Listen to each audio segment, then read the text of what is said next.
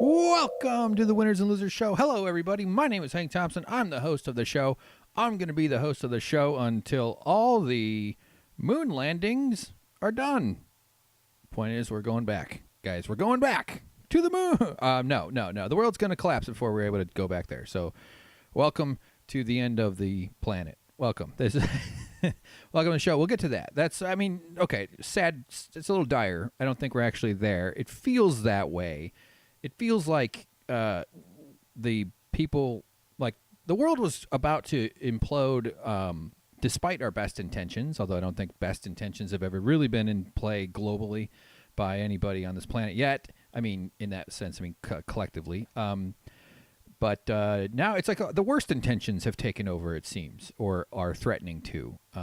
Maybe it's hard to read because we're in the middle of it. I'm referring to not just Trump, but the fascist upswell that's sort of consuming a lot of the oxygen in the how do we run society game. Bolsonaro just won election in Brazil. He's a deeply terrifying right-wing politician. Fucking horrible. Just horrible stuff going on there. And he's not an idiot like Trump. He's a monster. I mean, I don't know. Maybe he's stupid too, and he's just got this weird mass appeal or something, but it's bad. He ran against corruption and is now going to completely embrace hardcore right-wing extremist corruption practices. So anyway, I wasn't even planning on talking about that. Man, there's a lot to say. There's a lot of news going on since the last episode. I still haven't even talked about the Khashoogi. You guys remember what that is? There's actually another way to pronounce his name, but then it's Khashoogi, something like that. I'm going to sound like an asshole trying to say it correctly, so I'll just say it the way everybody mispronounces it. You don't want to sound like Alex Trebek, all right? Maybe on Halloween or like your wedding night if you're really kinky or something, but not right now. That's just not cool. Khashoogi's still in the news, believe it or not. It seemed like that was dominating everything for a week, and then last week rolled on, and it was American terrorism all over the place. It was American carnage. Domestic right-wing white supremacist terrorism asserted itself in scary, unmistakably clear ways. And by that I mean their connection to Republican propaganda and to Trump propaganda. The attacks, we're going to get into some of that, a lot of that, I think. I don't know. And that rolled in, and then why am I saying rolled in? That's not a way to describe time. But the bombings were dominating the news last week, as they should, and luckily the guy was caught, as you recall, the goofball Trump fanatic with his van, sticker-covered van. At first I was like, why the fuck? Cover the van, not the windows, you dumb shit. Of course that's a fucking Trump-supporting move. But then it sounds like he was making the bombs in the van, in which case I was like, stickers on the window? That's the right call. You want to block the window. It's bomb-making 101 is block the window before you make the bombs. And if you are, block them with Donald Trump quotes, because nobody smart enough to care about a Donald Trump quote would take the time to read a Donald Trump quote on a van. Who do those vans influence? Those wacky vans? And especially I get like a bumper sticker to make your kid feel good. Like, oh yeah, you fucking, you're a junior now. Let's go put the honor student thing on the back of the car. But I don't, I understand a little bit of expressing yourself, nothing wrong. But like the whole cover, like who's influenced by that? Like who changes their mind? I was thinking that we should be putting kids in cages, but I read a van thing that said everybody deserves dignity, and I'm on team dignity now. So you throw away your team kids in cages gear. Anyway, the van guy has been caught, and then we are greeted by the horrific news of a shooter who murdered 11 people, Jewish people, obviously anti-Semitic, and obviously spurred on by the guy was caught. He's caught alive. They didn't take him to Burger King like the cops who arrested Dylan Roof did, who's the kid who killed 8 black people in a church in South Carolina. Another one of the right-winger, goons, deputies who's one of these sleeper cells deputized by their propaganda into action, which is actually kind of covers this notion I've been introduced to. Sadly, I'm sharing it with you. It's called stochastic terrorism, which is the idea of like terrorism without orders, essentially just creating, conditioning your people to commit violence and to commit crimes with violent language and suggestive imagery and language and communications, knowing that someone out there who is unhinged will pick up the signals you're putting down and do something. You might not know what, but it almost doesn't matter. You're still serving that. So stochastic terrorism. It's interesting. Google it.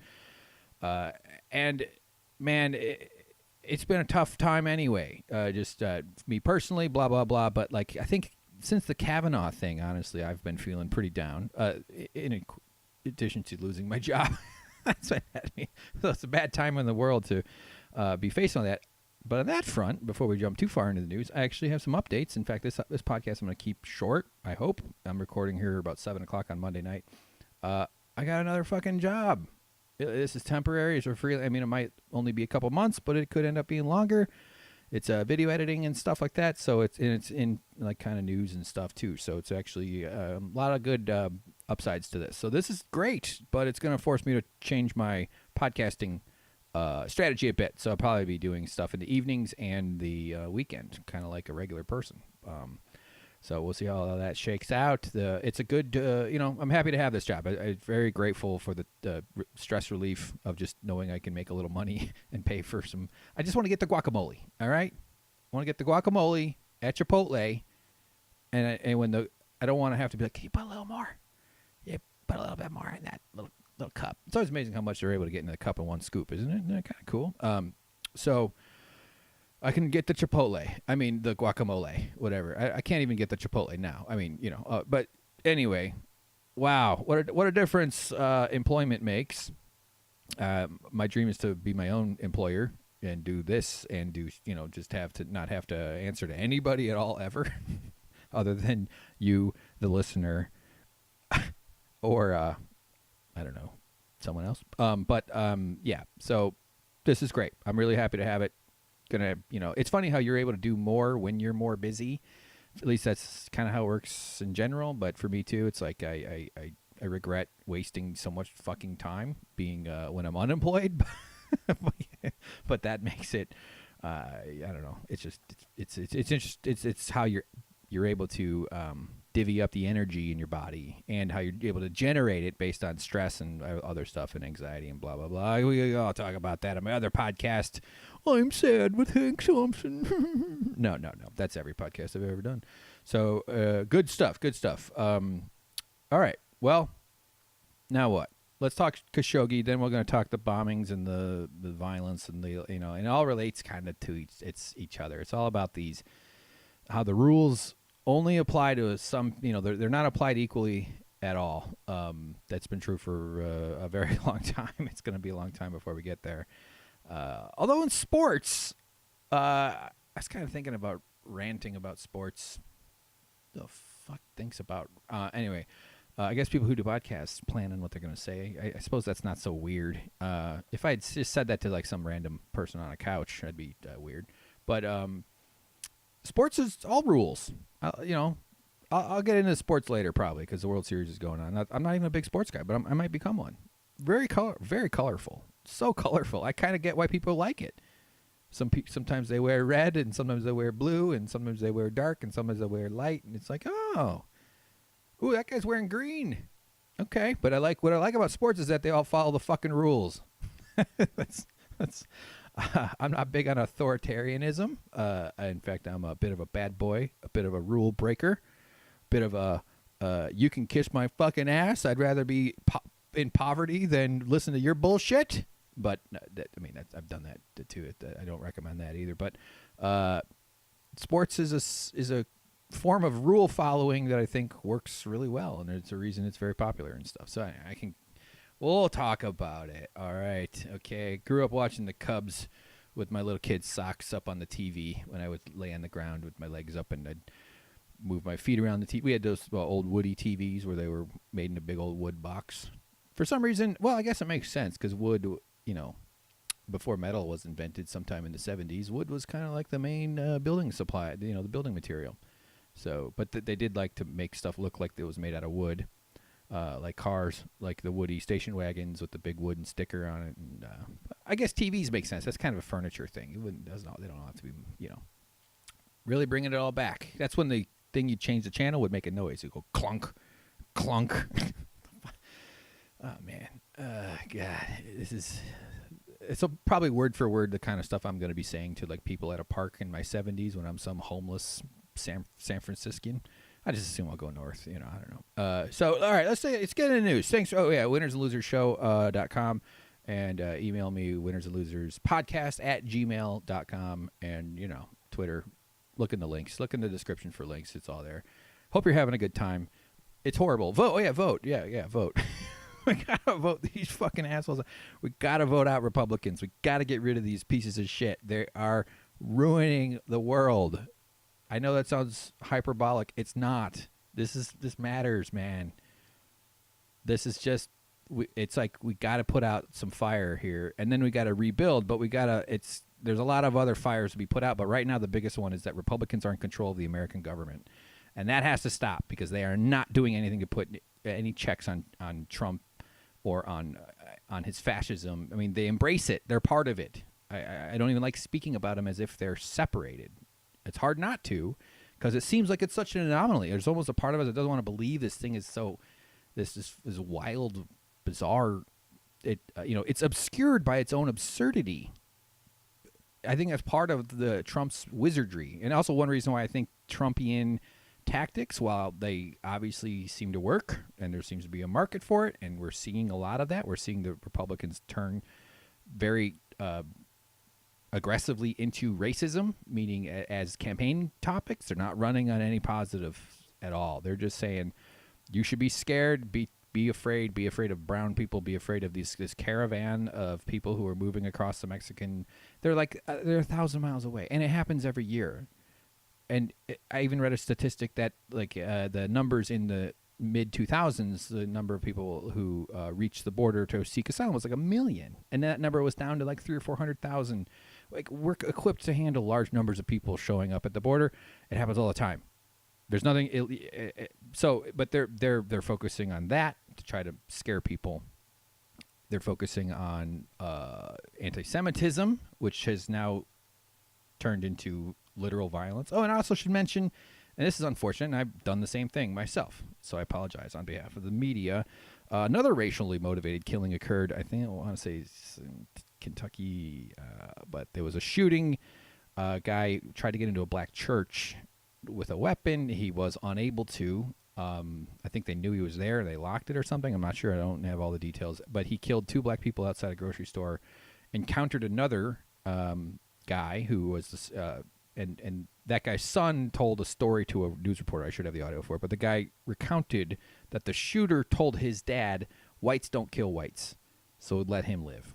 So that guy was able to survive his encounter with this guy because he was white, and the casualness with which the guy described that story was also a little jarring. Not that it impugns that dude himself, but just hearing that kind of language is upsetting, and it's happening with more frequency than before.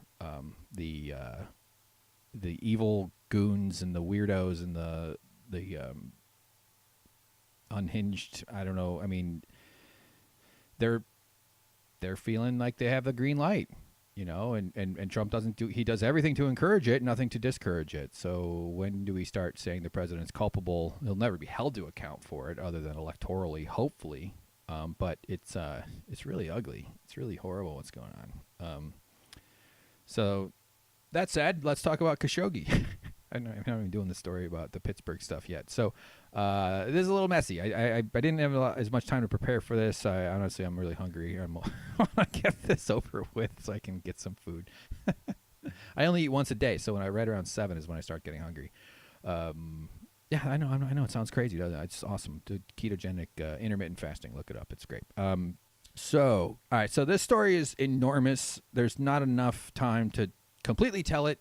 And if you're listening to this show, you probably pay attention to the news. So I'm just going to kind of talk about this Khashoogi thing without going into too much detail. All right, I'm just going to assume you know a bunch of this stuff. The way the details trickled out over the week or so. So just the basics, in case you haven't heard it, is Jamal Khashoogi is a Saudi Arabian national who is living in the United States as a United States resident, a legal person, legal immigrant. Although that's bad language.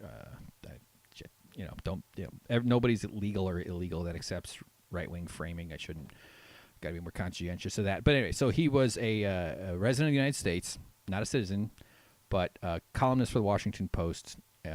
Long history as a writer, and he'd spoken out against the Saudi government quite a bit. He was in Turkey with his girlfriend, with his fiance, and he needed to get some divorce or some marriage paper or something or other. So he goes to this consulate, the Saudi Arabian consulate, with his fiance. She stays out. He goes in, and he doesn't come out. He doesn't emerge. So she reports it. This guy's missing. And it becomes pretty clear pretty quickly that the guy is probably dead, and it took a long time for the Saudi Arabians to confirm he was dead, and it was all this.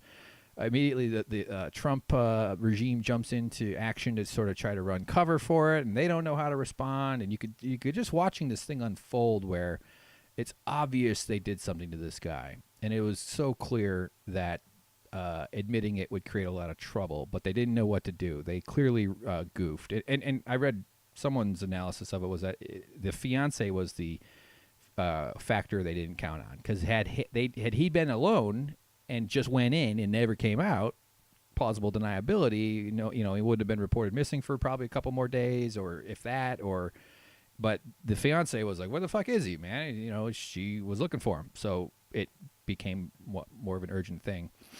All the details are nuts. They're going to get some of these out of order, but, it turned out he was dismembered. They cut his head off. It turned out that they cut his fingers off, probably while he was still alive. That's horrifying. There was like a team of 15 Saudi guys that flew to Turkey the day before, one of whom was like an autopsy expert or some sort of anatomy guy. There's some reports about like a Skype exchange where somebody Skyped in to participate in the torture. So like those videos where the little iPad on a wheel, like kind of iPad on like on a Segway rolls around an office. So this would be a good commercial for that. Just like, hi, I'm here to torture you. Welcome to and then the blue screen of death, and Bill Gates gets up there and starts twerking or something. I don't know where it's going. So this thing was premeditated. It was really ugly. That's right. There was the body double. I don't know if you recall that detail. The Saudis tried to send out a guy, older guy, thicker, with a belly, kind of just a classic 50s body type, the way you'd picture a writer in his 50s to look. But that dude had hair, and Jamal Khashoogi was bald. So it's like they didn't even shave his fucking head. I mean, you're trying to cover up a murder. There's certain times where it's like, yeah, okay, fine, shave the head. It sucks, but let's cover the murder. I'll wear a hat for a few weeks, and I don't know.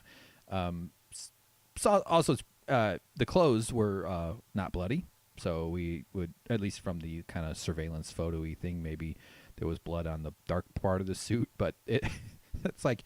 So they probably took his clothes off first before they murdered him and cut his fingers off and cut his head off.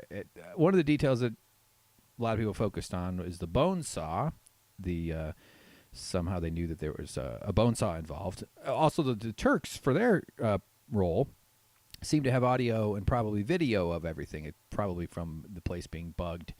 I imagine the surveillance capacities and just of all these consulates and embassies and any place, hotels where people stay, it's got to be just everything. I mean, we're all carrying surveillance equipment in our pockets all the time anyway. It's just about, the incentive and the technologies are both very high, and they could do a lot of that. And so I'm sure it's all happening. Oh, not to mention just a quick story where Trump, it was revealed incredibly this week that he refuses to use government secure phones. So he's talking to his friends all the time. He's a real chatterbug, this guy. He's like a 14-year-old before prom night. Okay, he's like a 14-year-old before homecoming, the other prom night. what else do 14-year-olds do? Anyway, I'm out of touch. I'm out. Do they talk on the phone? Do 14-year-olds, are they even, what are they doing these days? Texting, sending emojis. God, I sound so okay. So, but Trump's a chatterbug, and he's known for also for tweeting via his. He tweeted that he only uses government phones. Could be getting around it or something from his iPhone. He denied it from an insecure phone, and it's worth pointing out that the whole point of the criticism about Hillary Clinton's email server was that it might endanger a troop out in the world because it exposes a flaw in the communications that could be intercepted by someone without the best intentions for America. That the theoretical possibility of her communicating insecurely with a email server would lead to endangering an American trooper, American forces somewhere. So Trump is now, and also, government officials are supposed to use government emails. They're not supposed to use personal emails. You don't want, Secretary of State at gmail.com. You don't want Department of Energy guy 469 at altavista.com. We don't do that. You don't want no, I could keep going. I was going to do a Bing. So like I remember during the transition time, like Jared, Ivanka, and all these other like using insecure or using their own email addresses to conduct government work. But Trump with this whole phone thing means the Chinese, Russians, whoever else wants to can just hack his phone, and they almost certainly are. Like we know they are. You don't just listen and write it down; you record it. So there's definitely tapes. To use a word that no longer means what it actually is, no one's actually using tape, digital tape, but it's still the right word. I don't know, like as if that needs to be explained. Of this guy talking to his various, cohorts. He is known to talk to Sean Hannity frequently, often, every night. Sean Hannity's a piece of shit broadcaster for my British friends and my out of America friends who might not be watching late night or primetime Republican right-wing propaganda in America. Sean Hannity's the worst one. Well, that's a tough competition. But so somehow I got off on that jag about the insecure phone communication. Trump is just blabbing away. He's revealed all kinds of intel. Like the idea that Hillary's email thing put anybody at risk is absurd. The amount of media coverage it got was the most covered story of the election by a long mile. The Trumps are just this ungodly factory of horror and doing not even exactly, like way worse. And of course, the Republicans don't care. Of course, they never care about our email anyway. They don't give a shit. All right. So I don't remember where the fuck I was, but so this Khashoogi is killed, and we're watching the Republicans and everybody try to deal with it. Now, one of the things Republican or one of the responses Trump made was to compare it to Brett Kavanaugh. He goes, this is another one of these guilty until proven innocent situations, and I have some audio for this. All right, here is Bernie Sanders. We're hearing the news. This is a Now This video. It's got some music. It might not be a great thing for an audio podcast. There's going to be some music here. Chris Cuomo is the newscaster on with Bernie, and Chris Cuomo explains to Bernie that, that he just heard about this. So let's just hit play and see what happens. The president just referred to what's happening in Saudi Arabia with the investigation of the journalist Jamal Khashoogi and what seems to be his death or his murder as another case of guilty until proven innocent, like Kavanaugh. That's what he's saying. Okay, Bernie makes a face and shakes his head, as we all do. So, like Kavanaugh. So, when you're one of the world's most repressive, ideological, theocratic ethno-states who you're partners with, which the United States and Saudi Arabia have a long-standing partnership, when one of them murders a journalist, the smart play, because nobody thinks of things the way Trump does, is to compare it to Supreme Court justice you just had to go through a difficult confirmation process for. Although, was it really difficult? Was there really? I mean, it was difficult for some, but difficult for a lot of people who watched, difficult for Dr. Ford. But I don't think the Republicans ever doubted it. They were going to get what they wanted. They just played it that way because they had all the votes and the power. But just why bring it up? When you're covering up a murder for your business partner, don't add the rapey Supreme Court guy to the story. Like, just leave it out. It's wrong. Like, who hears? Oh yeah. You just can't murder a journalist who's looking for some marriage paperwork at a consulate anymore. You just can't cut a guy's fingers off while he's alive and make sure that his clothes aren't bloody so that you can send a body double out to the streets in order to try to pretend like it wasn't him to create confusion. You just can't do it anymore. Isn't that what the Magna Carta was all about? The right to execute somebody, then chop their head off without everybody thinking you're fucking guilty. So, guilty. Unbelievable. These people are such fucking abusers. Let's just keep listening to this.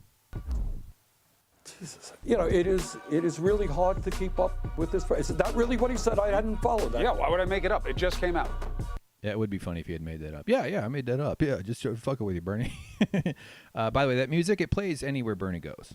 I've seen the guy. I shook his hand actually. You hear that music? It's really weird. You wouldn't think it. You think you think of old people like, oh, they smell, they're slow. Like no, they got cool music.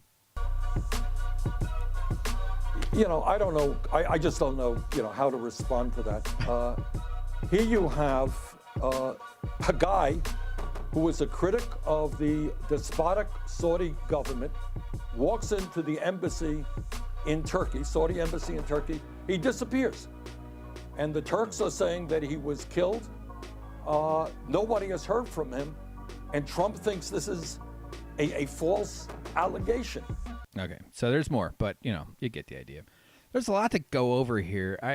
It feels really not futile, but like I'm talking about a story that even though this should be an enormous news story, and in previous years, this kind of thing probably would still be in the news after a week or two, because it hasn't been fully settled. But in this world, it seems so far back. It seems like I'm talking about something that happened in the 80s. I might as well be talking about when Margaret Thatcher fell down the stairs. Hilarious. Surprisingly agile, that old Thatcher. They didn't call her the Iron Lady just because she had... Why did they call her the Iron Lady? Was that fucking propaganda? Probably. I have a story about Corgis, because I mentioned them the other day. Let's just do the Corgi story here real quick. Just a little... we'll call this a palate cleanser, because I do like to cover what's going on the other side of the world with our British friends. So let's see. Queen saddened over the death of her last Corgi, Whisper. Oh, she named her dog Whisper. What do you think her other dogs were named? That's whisper noises. The Queen is said to be deeply saddened after her last Corgi, who followed her from room to room at Buckingham Palace, died last week. Whisper, who was 12, passed away at Windsor Castle, the Daily Mail reported, after being unwell for several weeks. I bet she's jealous. I've been unwell for several decades. No, she seems to be doing pretty good. The Queen agreed to take him in 2016 after the death of his owner, former Sandringham gamekeeper Bill Fenwick. Oh, man, old Sandringham gamekeeper Bill Fenwick. Yeah, that's rough. You ever have to kill a dog or a cat? It's fucking hard, man. You gotta, first of all, you gotta catch it for the last time, and like it knows you're evil now.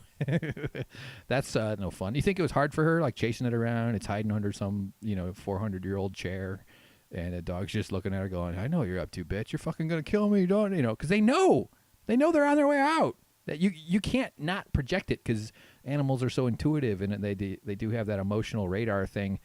And when you're a human who's about to kill your own pet, you can't not, and you care. I mean, like unless you're a fucking psycho, but you're putting out this horrible energy that the dogs pick up on, and they know they're on their way. They're not going to the park, and it's probably, I mean, maybe it's the vet to the, they get freaked out when they're on their way to but then you're like, yeah, it is the vet, but it's the vet. It's the big one. It's the poison tennis ball of doom. So, no, I'm sure she didn't do it herself. Obviously, her husband did. That's what husbands are for. Killing corgis. So, anyway, sad news. Sorry to hear it. I do like a good corgi. I'm at a corgi. No, I didn't meet a corgi. Girl at my new job has a corgi. All right. See, The system works. Okay, enough of that. Moving on. I was going to say some more about corgis and dogs and stuff. I do like a corgi. They are cute.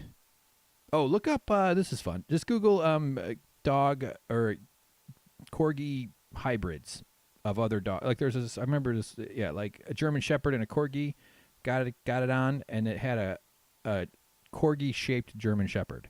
It's like they keep the corgi body, but they look like the other dog. They're amazing. they're really amazing. Like, look it up.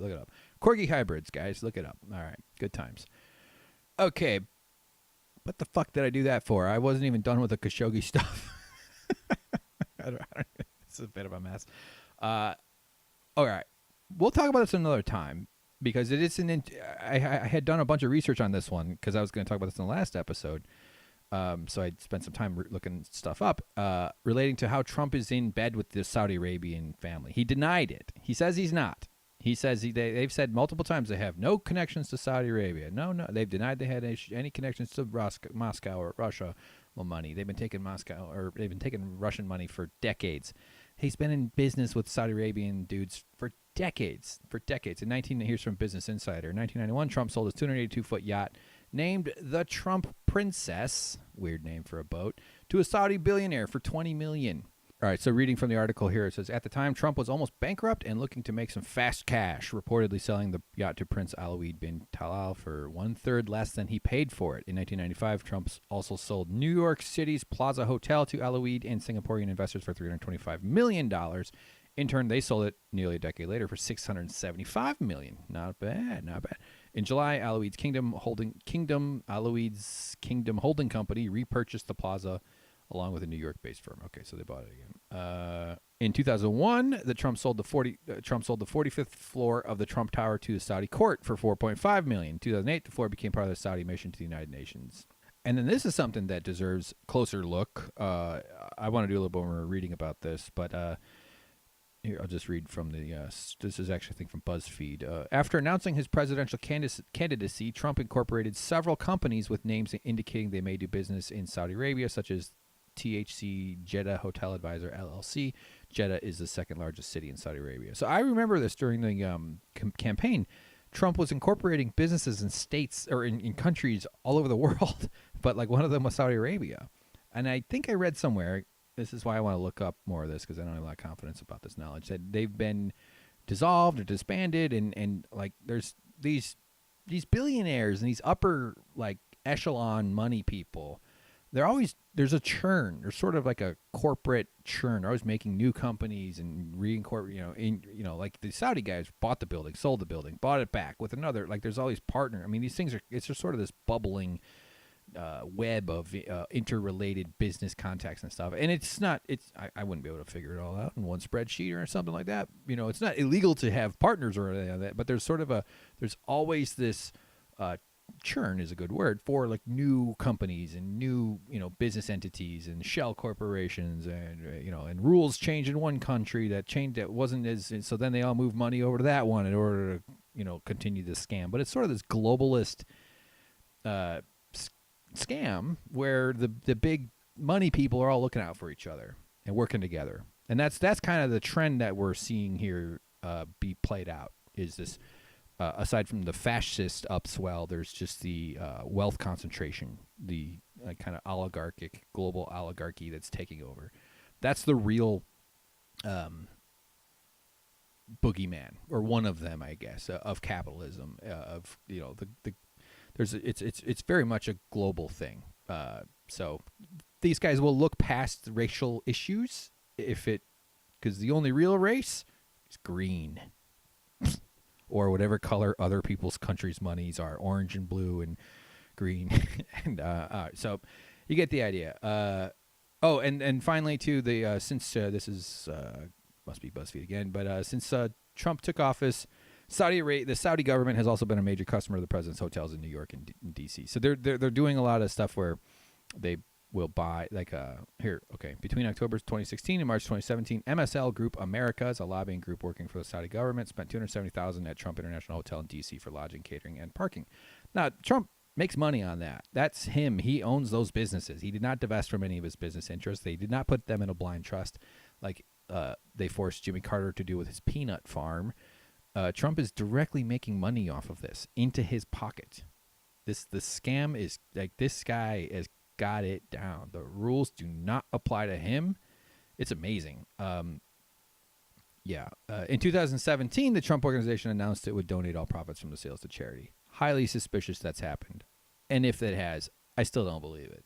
I would need to see a long line of receipts to see that that's actually true. In March 8, 2018, it said, okay, all right, see, I didn't even read the next paragraph. The Trump Organization said it had donated $151,000 to charity, but ethics experts have challenged the company's calculations. Okay, see, exactly. He's always fucking with the numbers. So he's in bed with the Saudis, and watching him try to cover for a murder of one of his murder committed by one of his business partners is something very unusual to watch the leader of a large country do. The leader of any, it would be crazy to watch any old rinky-dink ass country's leader do this thing. But we've got the most powerful man in the world and the biggest economy on the planet, the dominant superpower, quote unquote, although we're very much on our way out of that position thanks to Trump, cover for a fucking murder because it would be hard to explain. And he's watching him squirm, try to say, oh, it would be bad, okay. It's just like, the thing is, how do you change anybody's mind on, I hope that some people are just so busy and they don't pay that close attention, and that's very true of a lot of people in America. But then they hear that, and that's what changes their, it's got to make a difference. And it's just so weird when his approval rating goes up, but it's very unlikely most people have the same information. Not that if everybody just knew what I know, quote unquote, they would feel the same way. Obviously, I have my own bias and my own interpretive filter that things go through, and it's just one of the harder things to process with this whole experience. Just how terrible tens of millions of his voters. The more the time goes on, the more awful, the more obvious it is how fucking awful this guy is. You can't help but conclude.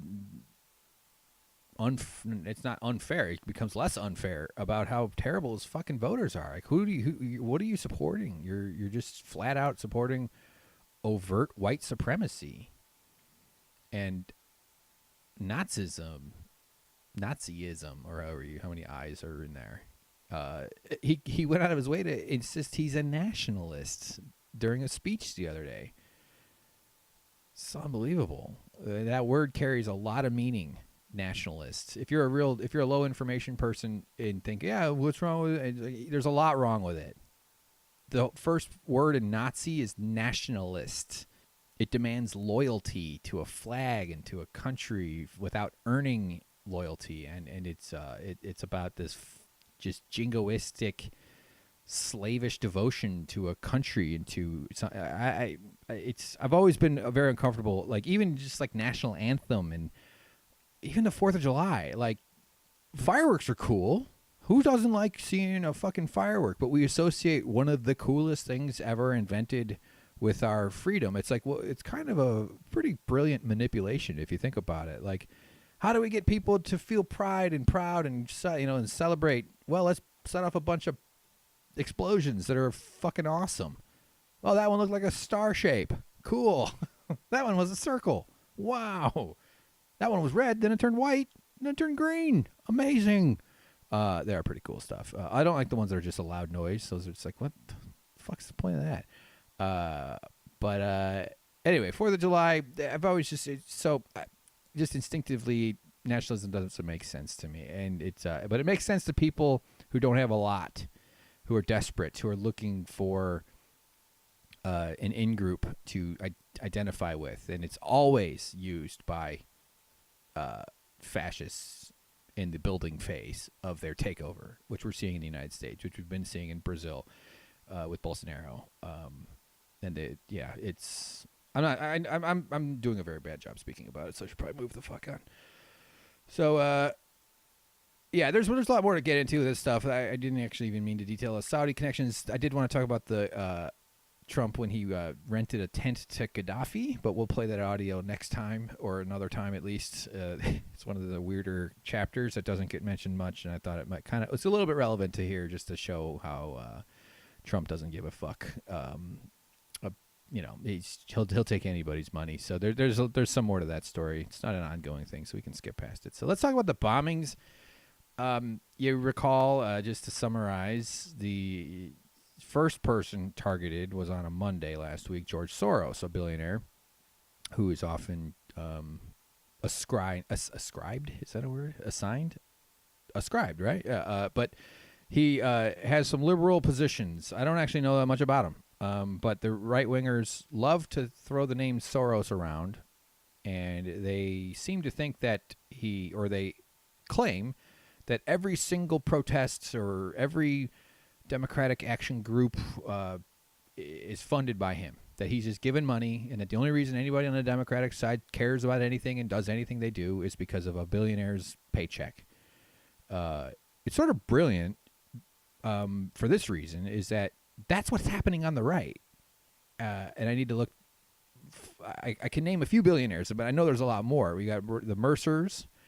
Rebecca Mercer, the daughter, and then Robert Mercer, he's the father. But they both are billionaires, I think. They're spending from the same pool of money, but they fund all kinds of right-wing outlets that would only exist or would not exist without with the billionaire holding them up. Rupert Murdoch created Fox News and owns media properties and interests all over the world. He's a hardcore right-winger. His money propped up Fox News during its first years before it became profitable. It is one of the few that are profitable. It's very popular, so it does make money. But it didn't when it started, and billionaire money kept them going and serves that guy's interests. The Koch brothers are fun think tanks, and they fund all sorts of shit. And it even sickens me when I see the fucking Koch brothers name before PBS videos and public access or public stations and stuff like that, because they've sunk a bunch of money into those. And even if it's a documentary about nature, and obviously the filmmakers aren't, espousing any political, but when it's Koch brothers money, these things have an influence. So Soros is often thrown out there, and he's specifically picked because he's Jewish. I don't know if the Soros as a name sounds Jewish. Not that it even matters. Some last names do. We know they're Jewish with more confidence than other last names. But Soros is one of the most, I don't want to say popular. It's not the right word, but he's one of their favorite punching bags. Pommel horses, all kinds of crazy memes, and so he got a bomb on a Monday, and then Tuesday, or maybe it was I think Wednesday when it all kind of broke loose. Forgive me for not getting that right. We hear about a bomb at the Obamas, and then we hear about a bomb at the Clintons, or intercepted, intended for the Clintons. We hear about a bomb intended for the Obamas, and I'm not sure how close to them. They don't open their mail.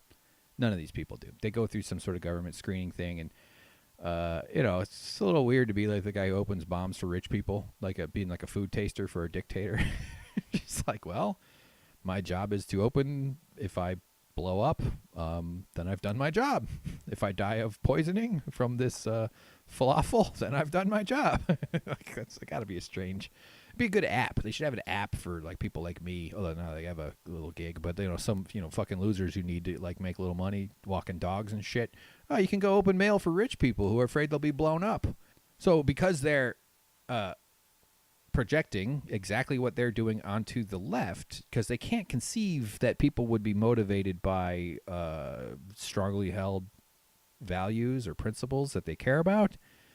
Simple ones, even, like people deserve dignity and that we have enough resources to provide a quality life for everybody on the planet. We can feed, we can house, we can clothe, we can educate everybody. And including in my vision of everybody, it is birth control everywhere. So we have fewer everybody, if that makes any sense.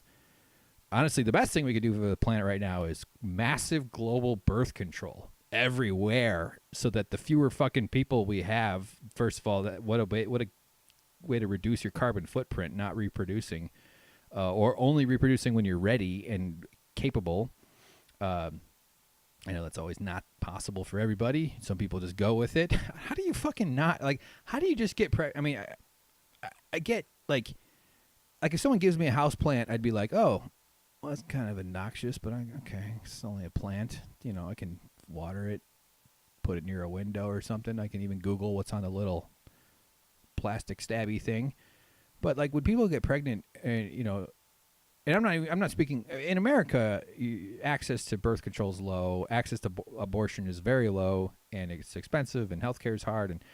But then we force women to carry their babies to term, and we add all kinds of shame and emotion into the equation. But I never understood the people that are like, yeah, I'm 21, and we'll see what happens. God wants me to have a baby right now.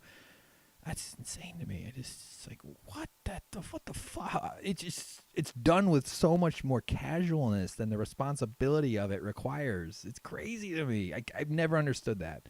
And it works out sometimes. I'm not even saying it's always a mistake to do that. Sometimes people are like, yeah, I have a kid, and now I got a job, and it's good. It's not always horrible, but sometimes it is horrible. But unwanted kids, unwanted babies, unwanted, people. But we do a lot better with less people in the future. Also, there's less people to die in the apocalypse, which is going to happen. So good. Birth control for everybody. What the fuck how did I get off on that? So they're covering for the billionaire thing. That's the point. They're projecting because they're doing what they're accusing people of Soros doing. I'm even just setting aside the anti-Semitism of it, which has now gotten people murdered. But it's smart. Because when it comes time for us to finally point fingers at the billionaires with some actual legislative friction, is that the right word? Consequences? I mean, when we actually have something to do to these people in terms of reducing their numbers and reducing their power and reducing their wealth, which is very, very difficult because power does not give up power. So we get to that point, and it'll include explaining how they're manipulating people, and they'll have a ready-made way of deflecting that attack. So it serves the billionaires to focus all that guy's corrupt on one guy on the left who's nowhere near what they say he is. He probably funds some stuff, and I should do some looking into it. Most billionaires do. And I would love to take away all the billionaires. Tax them out of existence. Make them a weird historical footnote where we explain to our ancestors while we're squabbling over the brains of our loved ones for nutrients around a fire built into a spent nuclear waste container somewhere on the central Florida at the coast, by where the snake king lives. Because I assume one of the boa snakes will get radiated and it'll turn into a snake king. Like James Earl Jones in Conan, one of the Conan. Doesn't James Earl Jones play a snake guy?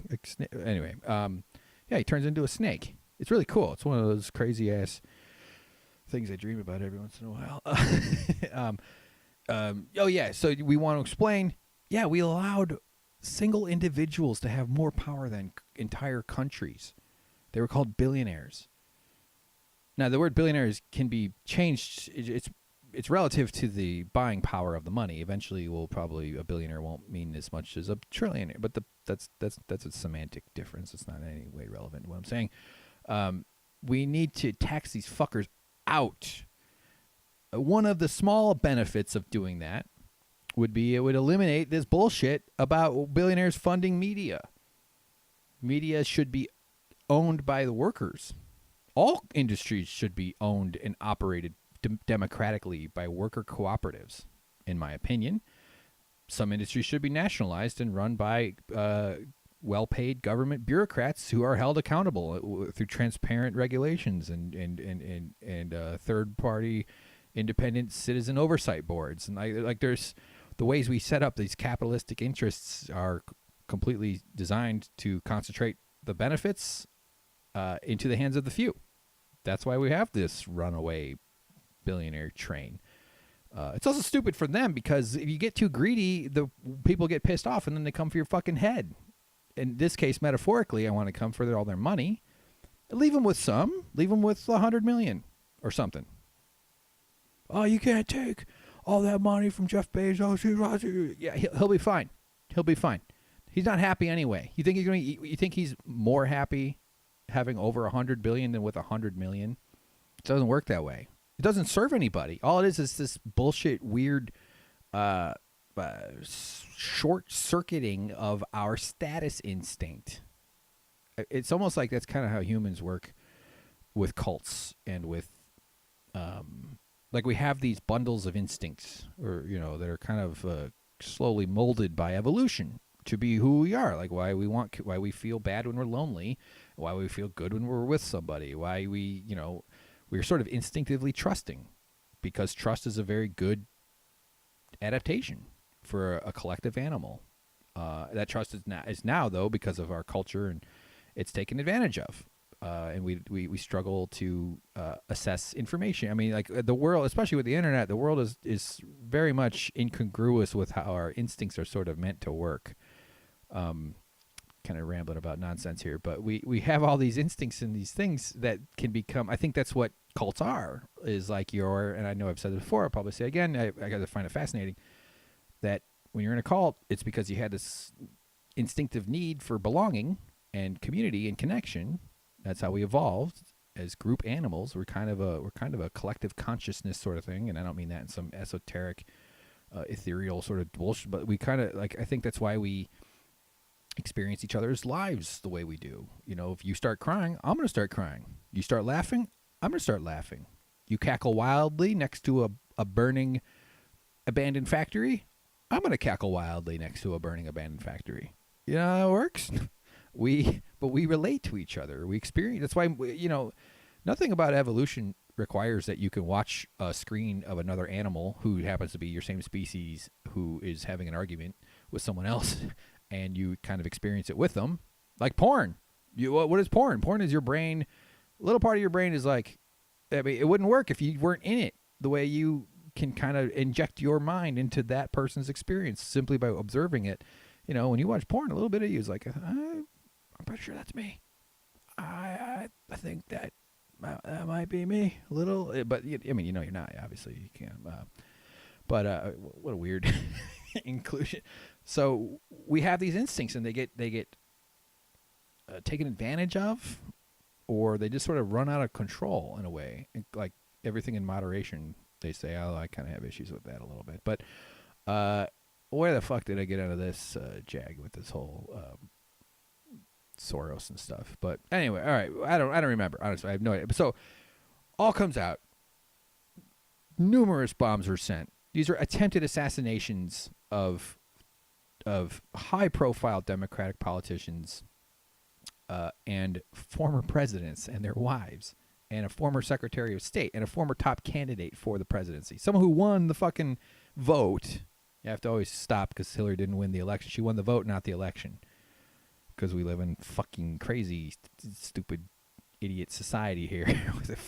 But, I mean, it happened so quickly. I mean, like, we're inundated with this news, or one after. It was really wild to see, and it was going on. And Maxine Waters, things were being sent to her. There was who else? Joe Biden, Debbie Wasserman Schultz in Florida.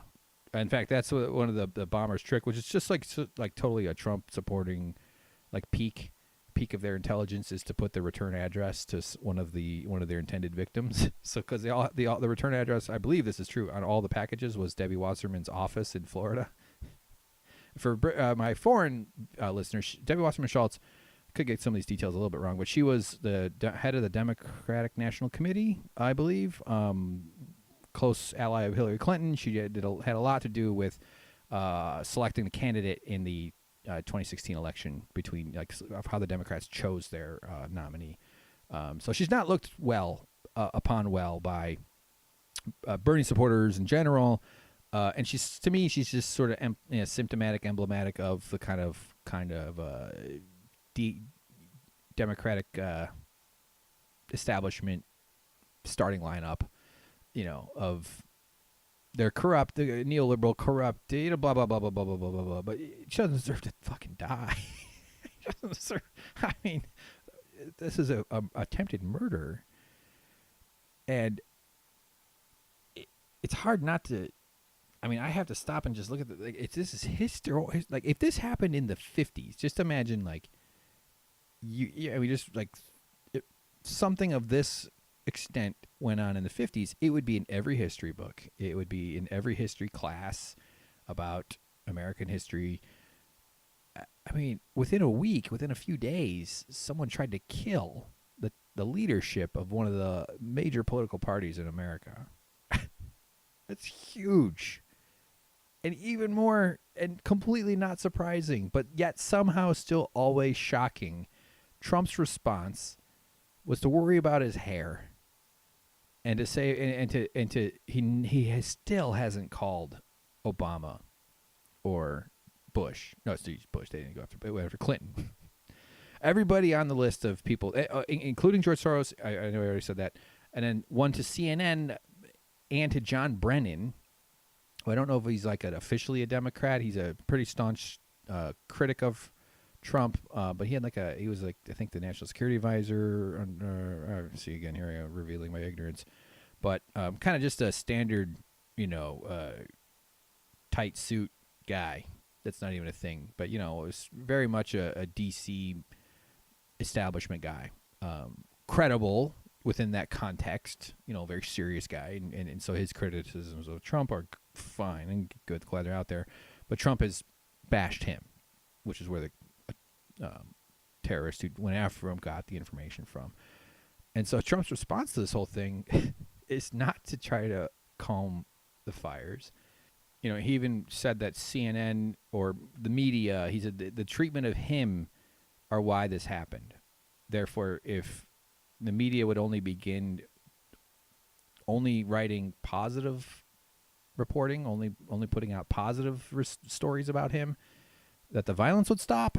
And I don't have the quote in front of me, and I didn't have time to get the audio, but there was somebody asked him if they think his tone has been changed, or should he tone it down, or something like that. It was the nature of the question. He's like, yeah, he goes, I think I have toned it down. I think I could tone it up. And he said, I could tone it up, which means if I wanted more terrorism, I know what to do to get it. I could tone it up. What a fucking asshole. What, fuck you, fucking Donald Trump. That's insane. It's not even, it's more than, it's deliberate. It's not, it's terrifying. He's suggesting, not even suggesting, he's just saying, I can get more people killed by terrorism. And this from the fucking right wing that acts like the only people to be scared of are Muslims. America, so there's some stats from the Anti-Defamation League. Right-wing extremism, murders committed by domestic extremists, right-wing extremists account for 74% of that. Left-wing extremists count for, that's Islamic extremism is 24%. And I would imagine a large percentage of that is the murders of at the Pulse nightclub shooting. I believe the assailant there was a Muslim guy who had issues regarding his own sexuality. And then there was also a couple in the San Fernando Valley in California that killed like 12 people. We have these shootings all the time. We have these massive shootings all the time. 74% are right-wing extremists, typically white male Republicans. And the amount of violence, murders committed by domestic extremists on the left, 2%. Very little, very low. There are some, of course. There's people unhinged on all sides. In America, but they're way more unhinged, to use clumsy language, on the right, because they're in power. So one of the things people have been pointing out lately has been, this kind of, okay, I'll just mention this because this does connect to the shooting in Pittsburgh shootings, at the synagogue. So people have been kind of I follow a few people on Twitter that are on the right, and these things kind of make their way into my stream via other people I follow on Twitter and newspaper articles and stuff that I read and find, blah blah blah. So I've been seeing a lot of like references to Louis Farrakhan, who runs the Nation of Islam. I don't know if runs is the right word, but he's like the head of that organization. I don't know a lot about him. I know they've been around a long time, and he said some pretty shitty things. I think he referred to Jewish people as termites once. He's kind of a piece of shit, this Louis Farrakhan guy. And the Nation of Islam is a African American oriented. I suppose there's probably some people in the group that aren't. I would imagine, maybe that's not true, but they're like an African American Muslim activist group. It seems like. Not too sure exactly what their deal is, but but they're not important. They're very small. I even posted on my Twitter, like I did a Google Trends search for Trump and Farrakhan, because what we're seeing from the right is like, oh, well, the left won't disavow Farrakhan's statements. Therefore, how dare they ask the right to disavow Trump's statements? As if these two men are on the same plane at fucking all. They're not. One's the president. One's the most powerful man in the world, the head of a party that's in charge of the federal government, most state governments, and in fact, within the federal government, all three branches, and they just solidified their power in the Supreme Court. So we're going to have fucking conservatives ruining progress for the next 40 years until Brett Kavanaugh dies of a beer heart attack. So this comparison to Farrakhan has nothing. It's not relevant at all. It's such an example of bad faith arguing and this bullshit, both sidesism, not nonsense. So that ties into the Pittsburgh shooting. So on the heels of this bombing stuff, after the dude got arrested, and by the way, the whole van thing, if you recall, you remember seeing the van on TV, this white van covered in Trump stickers, covered in quotes, pictures of Democratic, and Democratic politicians and liberals. Michael Moore, Van Jones, my friend Van Jones from the previous episode, talked about him a good bit. Hillary Clinton, a few others had targets on their faces printed onto the van, as well as pictures of Pence and Trump and quotes from them and all this nonsense, and covering the windows where he's making the bombs. Oh, and the other thing that they're kind of saying is like, well, the bombs didn't really work. I mean, of course, that's right. First, the Republican response was that the liberals planted all these bombs. This is a false flag. And the speed at which they all coalesced around that notion was quite unnerving, as was well pointed out by TYT's John Iadarola, a guy I know. So the name drop,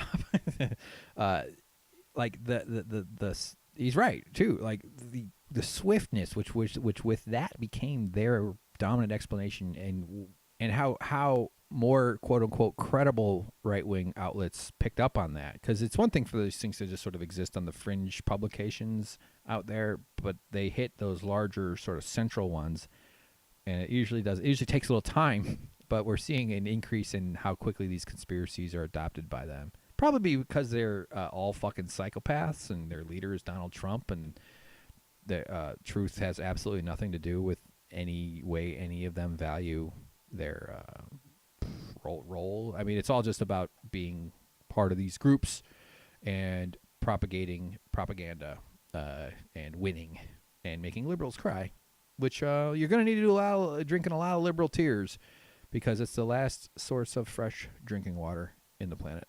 And I had that thought in my head from before, and I did a terrible job of phrasing it, so now I regret bringing it up.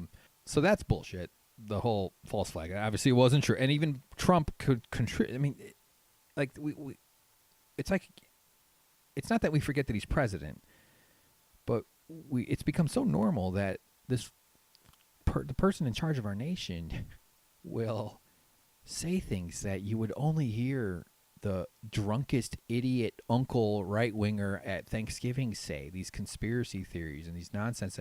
And because the president has so much influence over people. It's a really, unfortunately, powerful position. I'd like to split it, like I've said, with like more of a parliamentary construct where you have a government and a head of state and a head of government that are separated. We don't do that here. So we imbue our presidents with all this influence. And he happens to have more than anybody. The guy commands attention because of it's one of his weird wizard spells that he's constantly casting. And he put the word bomb in quotes to suggest they're not really bombs. Fucking coward won't say what he actually means, because he just does these human whistle bullshit insinuations and hints to try to manipulate his dumb viewers and dumb followers into committing more crime. More of that stochastic terrorism, which is what this is. I was skeptical when I first saw it. I was like, oh, okay, here's just a fancy word. And it's like, and then I'm just reading the definition. I'm like, yeah, okay, I get it. That makes a lot of sense. I'm glad we have a cool word to describe it. So Trump is making it worse, giving the green light to more bombings, suggesting that this isn't even real. So what is the next bomber going to think? First of all, they'll probably be a little more competent, and they'll make ones that go off.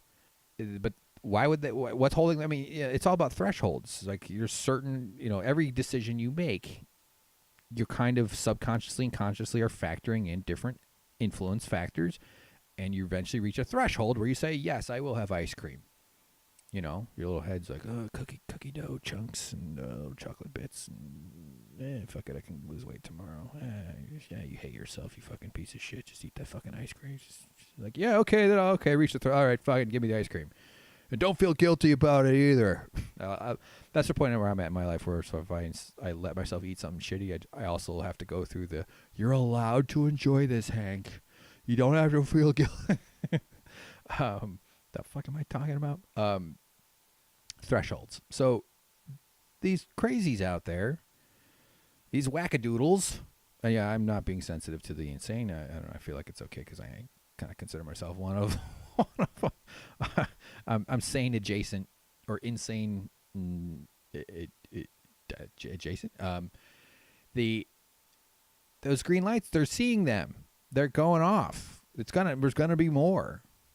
Trump has done nothing to deflate what might, which is what a president should do. It's irresponsible. It's direct dereliction of duty. He's not protecting the country. Isn't that like the first thing is to protect the United States from dangers, domestic and abroad, or some shit like that? And he's the danger. He's the threat. Because whose interests are they serving when you're a bomber? Who you like? That's the other thing that's so crazy. Is like, you're just gonna either kill yourself or get arrested and ruin your life. You go to jail. At least we're still imprisoning them. I mean, the days of that happening might not last much longer. I know it sounds crazy to say out loud, but look at where we're headed. Every next step sounds insane. And so it's so easy to reject what might be next because it's all uncharted territory, and each next step is scarier than the next. This election is a really big fucking deal for either allowing that process to continue or to finally bring some hope of accountability and of at least grinding it down to a halt. By Democrats taking back the House and then having committee chairmanships, which gives them subpoena power to do investigations. And I honestly think it'll be real ugly and weird. I mean, duh, no shit. Wow, great insight there, you fucking idiot. It's going to be a mess. It's going to be weird. But there'll be all kinds of situations where the Trumpies of their various departments refuse, just simply won't acknowledge the authority of the Democratic-controlled House, which is going to create its own crisis of sorts over and over and over and over. But hopefully, too, there will be investigations, and there's a lot of power for Congress to investigate. Although we're gonna hopefully, not be stuck with fucking Schumer and Pelosi, these two dinosaurs and their dumbass, oh, we just need to get us back in charge and everything will be fine. We can't go back to the way it was. We need new leadership. We need to get rid of those idiots. Schumer. Is there anybody less? Would you pick him for anything you're doing? Oh, sure. You want to go whitewater rafting? I would love to. I don't know why I would. I just think he'd be bad at whitewater rafting. Pelosi too. No, I know they're old. Whatever. It's not their fault. Man, I'm getting all over the place. So the shooting happens in Pittsburgh. This guy, I do know his name. I'm not going to say it. And brought an AR-15 and 3 handguns and used all of them to a synagogue on a Saturday. There was a ceremonial bris, which is the circumcision, right? Isn't that what that is? I'll choose now. I've crapped on. I think circumcision's insane. I think brisses are, but that's irrelevant to what we're talking to this story, this context. I'll save my rant about cutting off baby foreskins for later. I'm circumcised, by the way. Everybody, check my Tumblr. So he comes in. I mean, it's an important event. This is really, not that matters. I mean, if they were in there playing Mario Kart, still terrible. So the fucking guy, because of our gun laws, because it's easy access to weapons, any kook can get one. I know that's not entirely 100% true, but a lot of kooks are ended up with guns because this is the only country where mass shootings are a daily event, defined as 4 or more victims per shooting. So we also have these larger, more higher profile ones, but for every one of these, there's a whole bunch of 3 or 4 groups of people getting shot. You know, domestic disputes. Often the victims are women, you know, from their husbands or from their partners. It's a very violent, and not to mention just a psychologically damaged country. Like we're all overworked. We've all had poorly educated, overworked, overstressed, under community tied. It's not a word, you know, but lack of community, lack of connections. So, you know, loss of our downtowns and our small town, you know, business communities because of the takeover of the culture by corporations. It's kind of gross. I hate I don't hate travel, but you go somewhere and you know there's gonna be a Subway, there's gonna be a Starbucks, there's gonna be a grocery store. Well, the grocery stores change, but even those are mostly corporate owned, but you never go anywhere and experience the local thing. It's still out there. You can go out. You got to go out of your way to find it, of course. But the health of communities is drastically hurt by corporate. This current structure of how money is sucked up from these communities, from these people, and shipped somewhere else, so it doesn't stay in the community. So I'm not saying it's only economic anxiety. Obviously, there's much more influential things, but desperation is high. As desperation goes up, people start acting out, often in violence, and that's what's happening. And that's what makes them susceptible to being recruited into, extremist groups like the alt-right or the Proud Boys, the fucking gang of losers, or the white supremacy shit, or the KKK, or pick these militia groups, and this is where the violence comes from.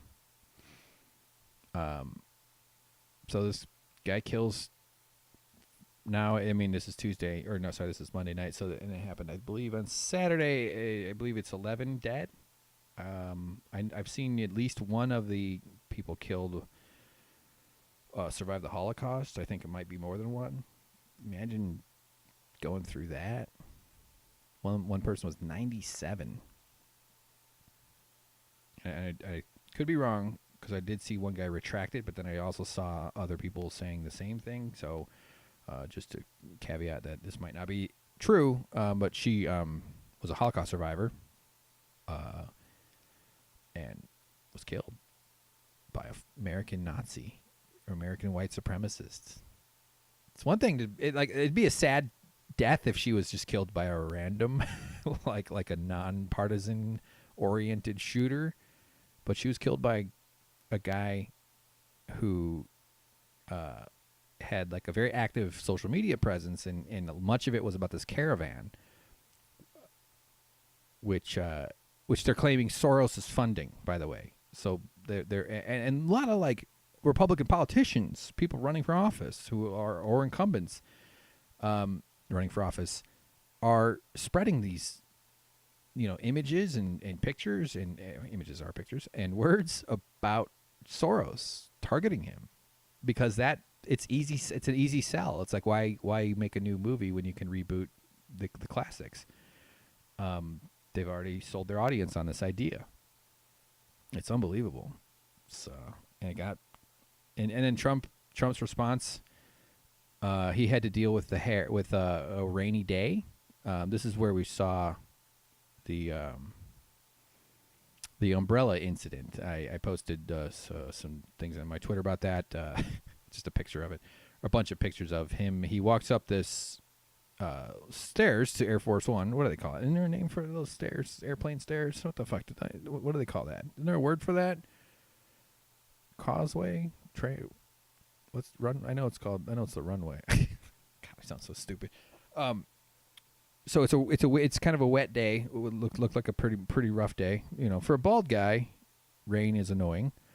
But it's easy to dry our hair. So I get that you people with hair have a little bit more to worry about. but also it's fine. You're good. It's okay. You can do it. This fucking wimpy ass coward of our president who has been absorbing clouds of hairspray into his face for 50, 60 years. I really think that's substantial. I think that's got to have some. How can it not? Does it use hairspray? It's hairspray, right? I mean, I don't know. I've never seen. It's kind of surprising. You think they do one of those sort of feel good.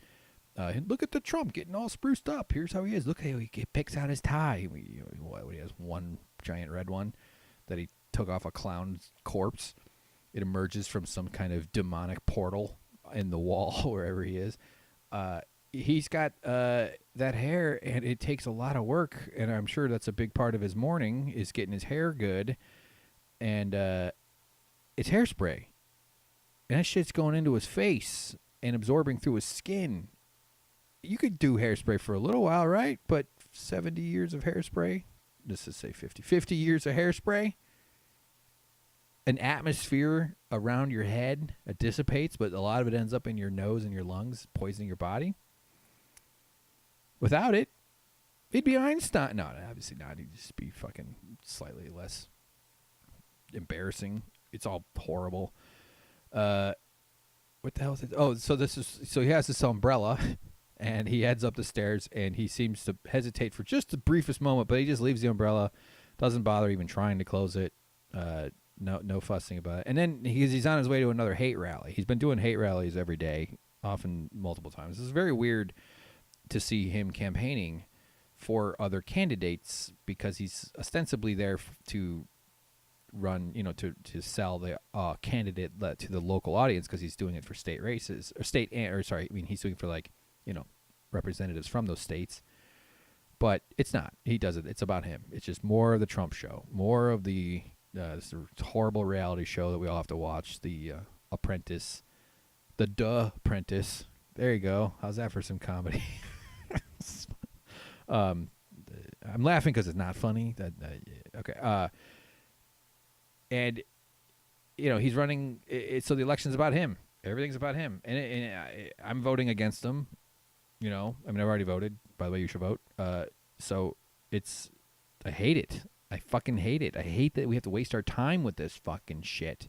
It's such an opportunity cost. That's it's like one of the robberies, or I'm not sure how to phrase it, but the lost potential, because we should be pushing the human experience forward. Research, science, education. What's a better way? I would love. I was taught America was a good country as a kid. In my notion of a good country would be that by the end of my lifetime, I've witnessed and hopefully experienced myself the betterment of the people of the country. Society's supposed to improve. Lifestyle, lifespan, quality of life is supposed to go up. That's the point. It never goes up fast enough, but it's supposed to go up. And there's a decent chance that it's, in some ways, that will still be true, although the environmental catastrophe is likely to make that not. For me, and I'm not even saying it's about me, I'm just saying marking, 1979 to whenever the fuck I die, which is in, anywhere from 5 minutes to, 40 or 50 years. We'll see. We'll see. Hopefully it's a while. I'm not trying to sound, I'm going for another 40. There's still a lot of keto Chinese food I have yet to cook and eat. But I'm very skeptical that by the time I'm in my 80s, that the world will have produced a better country over my time, which would be what, 1/3 to 1/4. It's funny anything about too, like your lifespan is like in America, it's 240 year, what is it, 1776 something or other, so 250-year-old country. If you live 80 years.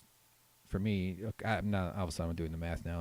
But it's like 1/3 or 1/4 of the country, or 1/5 of the nation's entire time. Like your existence is substantial. Like it feels like we're just sort of ethereally. Like, is that the second time I've used that word? Moving through this planet, and eventually we, it all kind of. I think I'm gonna die, and then you die, and there's nothing, or maybe there's something. It's pretty unlikely, but but you're really part of. You're witnessing a massive amount of history and time. It's all kind of relative. I guess it's just perspective. But the hell am I rambling about? So, yeah, I don't think it's going to get better. I mean, I don't know. It might just be right now. Things feel pretty goddamn bleak. So we'll find out. We'll see what happens. Trump's hair. That's right. So I have some audio. This is Trump at the rally the night of the shooting in Pittsburgh. Now, he doesn't know how many people are dead. He knows it's at least 8. He knows they were all Jewish. They were all older. Not that that really makes a difference in this context. And I know you said something about, like, I was going to cancel, but I didn't want the terrors or the attack to, get in the way of America, interrupt our lives. Like, you fucking helped cause this, you motherfucker. God, I hate this guy. So then this is him talking about his hair. So here we go. By the way, somebody just said, your hair looks different today. I said, well, I was standing under the wing of Air Force One doing a news conference early this morning, a very unfortunate news conference. And while I was standing under... Sorry, I rewound it. Listen for the random woo when he says Air Force One. Under the wing of Air Force One doing a news conference early this morning, a very unfortunate news conference. And the wind was blowing and the rain, and I was soaking wet. And that's what I ended up with today. He points at his head when you say that. And I said... Oh, that poor guy. I mean, take a moment and think about how difficult this must be for him. The wind and the rain touched his head. He was under the wing. He wasn't even safe. The poor guy. GoFundMe.com/Meghan McCain/Donald Trump, everybody. Give what you can. Well, at least you know it's mine. Hey, he's acknowledging it. It's like this guy. What's so weird is like his crowd. Nobody in this crowd is like, why is he talking about his hair? I mean, 11 people are dead. 11 Jewish people are dead from obvious racially motivated violence, anti-Semitism. Like, this is not a thing that should be happening in America. It's more, it's just as horrifying when it's any other form of this kind of violence. But the fact that we have categories for it says a lot about America, which I don't think I need to say. Says it all. But here, let's do some more. I said, maybe I should cancel this arrangement because I have a bad hair day. And the bad news, somebody said, actually, it looks better than it usually does. Oh, he did that wave off. Oh, dog, get out of here. That kind of hand motion. Fuck that. Fuck this piece of shit. It's the day of that attack. After a week in which 2 former presidents were attempted assassinations. Face that. Great English there, Hank. And he never called them. I think I was trying to say that earlier. He never even spoke to Obama or Clinton. I mean, there's sort of an old boy, or there's kind of a presidency club, ex-president's club. Right now it's all men, of course, because this is 2018 in America. But he never called. You should call all of them. And actually, we'll end here, because actually I'm got to get some food. It's almost 9 o'clock now. This speaks to, let's tie it back to the Khashoogi thing. These stories are sort of connected. Is when elites, which is a word I'm not sure how I feel about, because it's kind of dumb sounding. It's too generic.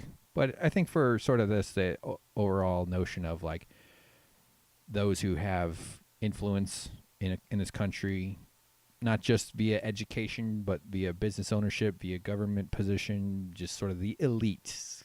In what's the bottom threshold for that? I don't know, college degree or, it's hard to define. That's why I don't like really using it. It doesn't feel like a very accurate word. But the elites of the country, like Khashoogi was a journalist for the Washington Post, and his death created an enormous diplomatic, political, geopolitical problem for Saudi Arabia, for Turkey. It's more of an opportunity for Turkey because now they have somebody they can hold over the Saudi Arabians and Americans, even though we shouldn't be in any way aligned with Saudi Arabia. They're one of the most repressive, terrible places. They're horrible. But Khashoggi's elite, and we care about his death. even though at the same time in Yemen, Saudi Arabia's southern neighbor, there's genocide happening. There's starvation, mass starvation going on. They're blockading their ports. Saudi Arabia has complete dominance over Yemen, with American help, with American bombs, with American fighter refueling planes that help the Saudi bombing missions. They have total dominance in this country, and they're killing so many people. One of the more high-profile parts of that was when a bus of kids was blown up. I think it was 40 children were incinerated by an American bomb dropped by a Saudi plane, sold from an American plane manufacturer. And there's no outcry over that. I mean, there is on the left, and there is on the anti-war side of the equation, which is mostly left, by and large. But we don't end relationships because a bunch of 4-year-olds got incinerated but got vaporized by an American bomb. That kind of death, we just go, oh, gee, unlucky, huh? Boy, glad you're not one of those kids. And it kind of ties to how we react when someone tries to kill Obama or Clinton or Eric Holder or Maxine Waters or Debbie Wasserman Schultz or Joe Biden or anybody at CNN or John Brennan or, pick one of these people who were targeted by this terrorist, this Trump supporter guy. And those deaths matter more. Doesn't seem right. But look, Obama is a more valuable human being than other people. Clinton's, that's just how we do it here. I'm not saying I agree with that, but it would be a huge deal if those bombs killed them. Kind of for obvious reasons, but it's sort of sad that other people's deaths are just statistics. They're just another piece of ink on a spreadsheet or digital spreadsheet somewhere, maybe. Some pixels on a news story at most. And I don't know. I'm not sure how to fix that. I would like to see all life be equally valued. It'd be naive to expect that the death of a 6-year-old Yemeni kid would ever be treated with the same amount of attention as the death of a president of a country. Obviously, that doesn't make any sense, even though it's sort of heartbreaking that for some reason humans organize themselves in a way where large numbers are just disposable. They're just easy to write off. And it makes me sad to think about that. I'm not saying I don't think I think about all this shit all the time. That's probably why I'm so fucking depressed. But I'm not even suggesting that should be changed to right now. I would like to live in a world though where those murders, people aren't disposable that way. It should be universal. It shouldn't be just a privilege to use to twist that concept for the elites, because it's like Khashoggi's privilege was his murder is important. It's a weird form of privilege, I guess, but it's unfortunate that that's how it is here. I don't know. Maybe it's just straight up human nature. I mean, you can't care about every death. I think that's one of the problems with the internet, with just information in general. I watched The Post, which just came out on HBO. Movie came out a year ago. Didn't it win some Oscars? As high-profile performances from Tom Hanks and Meryl Streep, who I like to think of as the Tom Hanks of the ladies, and Tom Hanks is the Meryl Streep of the fellas. No, I don't know. I don't think Tom Hanks ever recovered from the Castaway movie where he got real skinny. I think his neck skin got fucked up from that. That's just my theory about Tom Hanks. I think getting that thin messed up his neck skin. Okay, anyway. But that was during a time that was the stories about the Washington Post, their decision to release the Pentagon Papers, which revealed to the public that the people who got us into Vietnam knew it was unwinnable, and therefore that this Vietnam was this enormous historic crime that went on and on and on and on, killing many tens of thousands more the people then, quote unquote, needed to die. Nobody needed to die, but it was a horrible thing. But that was a time when newspapers, like one of the things that's kind of weird about that movie is they show like the printing process. It was really interesting. These huge machines, and it's called I watched a couple videos about it. I don't know the word. The typesetting, linography, but it's a very specialized keyboard thing. These huge machines with all these amazing moving parts that slid these metal plates that they would stamp, and then they would create this imprint, and all to create like this big metal newspaper-sized printing thing that they used for every single page. They had to create one of these pages out of metal that they put the ink on, and then that's what ran through the printers. And their printing presses were these enormous, incredibly loud and powerful machine. Like, so newspapers were a really fascinating thing to watch. And when it was just newspapers, television, and radio. And before radio and television, newspapers had even more power. But they were very important. But the one of the things that I miss, and I'm just old enough to have some appreciation for, is that you didn't have all this speed of information coming at you so fast. You had what was in the newspaper, and magazines would fill in the details because those came out once a month. Newspapers were once or twice a day. Sometimes they do the evening edition or whatever, but everybody had them. It was weird. And that's part of the post too. That you see these pictures of like whole offices of people all holding a newspaper up in front of their face, and just looks strange. It's like, wow, it's so weird, but that was very normal.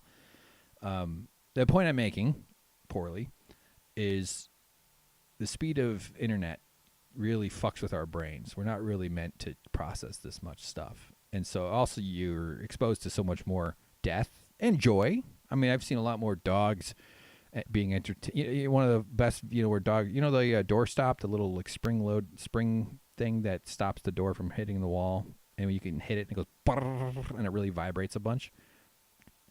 Dogs will get into that and just go nuts, maybe even a cat. I wouldn't see all that shit without the internet, so it's a good thing. We've got some positive stuff coming my way. Maybe a corgi party. But along with that, too, comes all the negative stuff, and it really does pump in your head. And I'm just saying, like, you can't care about every death in the world. I mean, if you experience the same amount of grief for every death you heard about as you do for, like, a friend or somebody, it'd be debilitating. It'd be shut down. So we kind of get inured to hearing about people dying. It's just another thing. Oh, yeah, people die, Like a utopian world would be where, like, the only deaths are old age, basically. That sort of seems like an absurd thing to shoot for, but why not just make that the goal and work towards it? How about we eliminate dying until you're 85 and gross? I mean, by the time we get there, we'll probably be living into our late hundreds or something. I don't know. I mean, I got a lot to say about immortality, and I think I'm going to save that for next time. Okay. I hope this was all right. Thanks for listening to this, everybody. Yeah, I don't know. Busy day. I worked, a bunch of hours, and here I am doing this. So I feel like I'm sure I missed a bunch of beats. I was going to talk about, the tarp thing is funny. The blue tarp on the, just real quick, they covered. I'll do this next time because there's a point I want to make relating to the covering of the van. So, all right, I'll make a note of that. All right, well, there you go. At Hank_Thompson, at Winner Loser Show for the show feed for the Twitter, YouTube. Subscribe on YouTube if you can, or don't mind even whether you're going to listen there or not. I need as many as I can because it's good, but also because if I get to 100, I can name the channel something else, and that's the goal right now. That's kind of the first base camp. I mean, that's the first next camp up the mountain I'm looking to reach. It's a tall fucking mountain, though, that's for sure. So, but we're on our way. We're doing it. This new job's going to be a big help for me. Aside from taking up all my time, which sucks, it's going to bring my stress down. I can feel like a person, function like a person, and actually do some shit and actually make this stuff happen. It's just going to require me to be a little bit more careful about budgeting time and energy, and that's okay because I'll have more energy because I'll be less, say it with me, wah, wah, wah, oh, poor guy. So less of that and more of, oh, fuck, I got to get to work, and I got to do the podcast, and I got to microwave some ribs. I'm about to microwave some ribs for everybody. I cut them up first. Not sure if I should do that. Maybe I should leave them in there, in xylophone format before chopping them up into xylophone bits. Love a good rib xylophone. I think somebody needs to bring that instrument back. Too much of this guitar and drumming bullshit. Little rib xylophone is a great party. All right, so there you go. Good night. Good morning. Good afternoon. Keep keeping on. Thanks for listening. Tell your friends. Tell your wife. Tell your husbands. Tell everybody else. And we're gonna do it. I'm gonna do it. So some good guests coming up.